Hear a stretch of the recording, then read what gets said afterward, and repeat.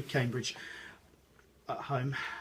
Mark, first of all, let's clear up a possible bit of confusion after last weekend's game at Swindon. The comments were made tongue-in-cheek, and you never once meant that Christian Doidge dives.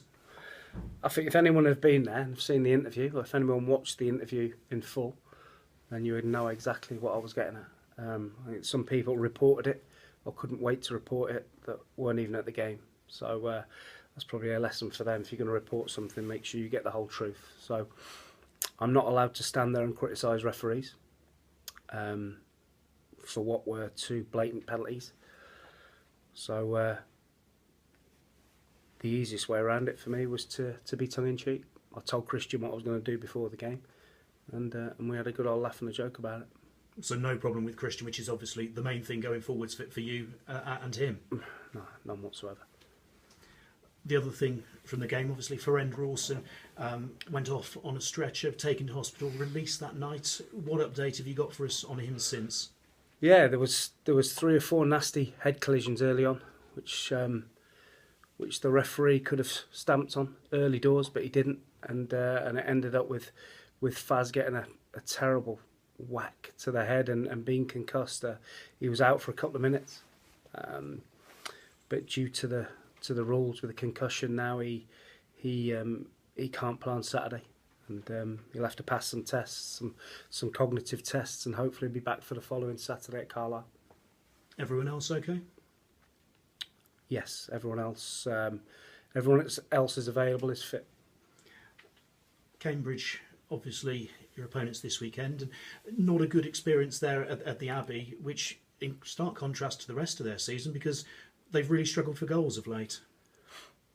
Yeah, it's a difficult period before Christmas with their chairman resigning, but they've got good people there with obviously Sean Derry, a real football man who I know quite well. He's a real honest, proper football guy, and they couldn't have, in my opinion, anyone better there to steer them through stormy waters until they get sorted out what they need to sort out at the top of the club. But we didn't have a good game there. We were weak on the night, but we're a different proposition now, I feel, in my opinion. And since we got our new players in, we're more competitive.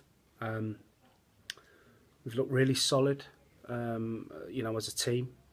We just have to remember now that we've got to play at the other end of the pitch as well. We can't turn the game into a basketball match or a rugby match. We've got to remember what our identity is and how we're going to score goals, and that's by trying to keep the ball on the floor and stretch their defence.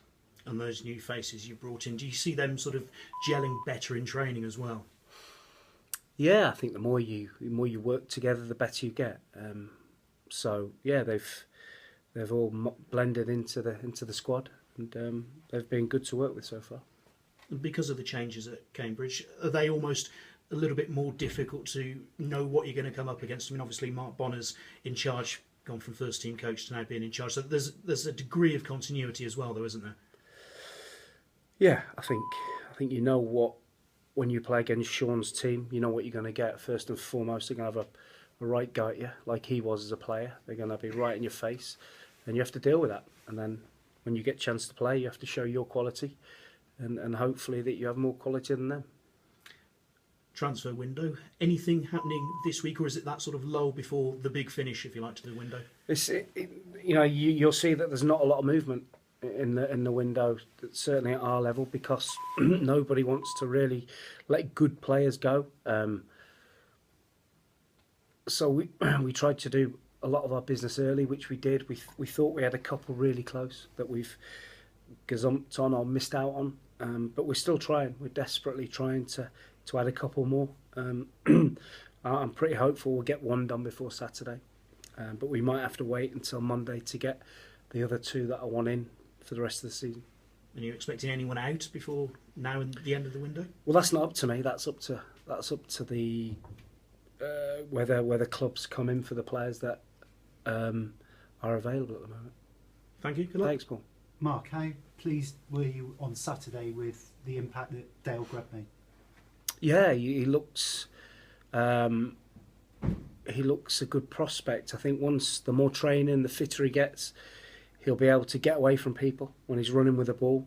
Had a couple of opportunities where he could have slipped Doige in for what would the first half would have been a certain goal. But the fitter he gets and the more used to the boys he gets, I think he'll be a real good acquisition. Yeah. What's interesting from a media perspective, we all thought he was fantastic on Saturday. I've spoken to him. He felt he can give more. Yeah, he can, because he thrives on creating and scoring goals, and he didn't do that on Saturday, but he will, because he's done that all through his career. Just because he's gone up a couple of levels, I don't think that'll stop. He's been really good. He's trained really hard. I think he's really enjoying the opportunity to be a full-time professional. And on Saturday, it looked like you put a lot of faith in him. He was on free kicks, corners. Yeah, listen, he's got good ability. He's got real good ability with the ball, and I'm sure he's one that be with us for a few years to come.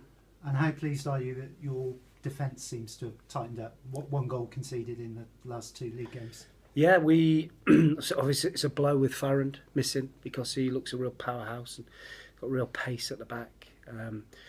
But Gunning was outstanding last week as well, and as Hollis played really well. So they're good players, and we've just got to keep that continuity going, and the longer they play together, the better they'll get. Yeah. Cambridge have brought in Billy Walters on loan. He's quite a well-known player in this part of the country. Will that mean they've changed their style a little bit? They've used to been playing with 2 big lads up front with Ikpechu and Abire. Abire didn't play last week. I think he's back from suspension this week. But Billy Walters gives them that little bit of guile. Somebody that we quite liked. Obviously Northampton League One, so it's not quite happened for him there. But now he's a good player, and gives them a good blend of big man, small man up there. Just wanted to ask about Drissa Traore. I know he's been toothache, etc. Is Drissa still got a future at Forest Green? Yeah, still. They've got the boys that are not in the team at the minute, with the players that we've got, they've got to fight really hard in training every day, and when they get an opportunity, they've got to fight to get in the squad. Yeah. Finally, just one more from me. Cyrille Regis, obviously familiar figure up here, really, because he's been an agent. I've seen him here. What are your thoughts on the terrible? Yeah, it's terrible. I know Cyrille quite well. He's obviously had good players, working for his agency, and I saw him a few weeks ago at a game, and as ever, he looked really fit, and it's just a shock, isn't it? It just shows that you never know what's around the corner, and you need to enjoy every day as much as you can. Okay, cheers, Mark. Thanks, Ash. Thank you.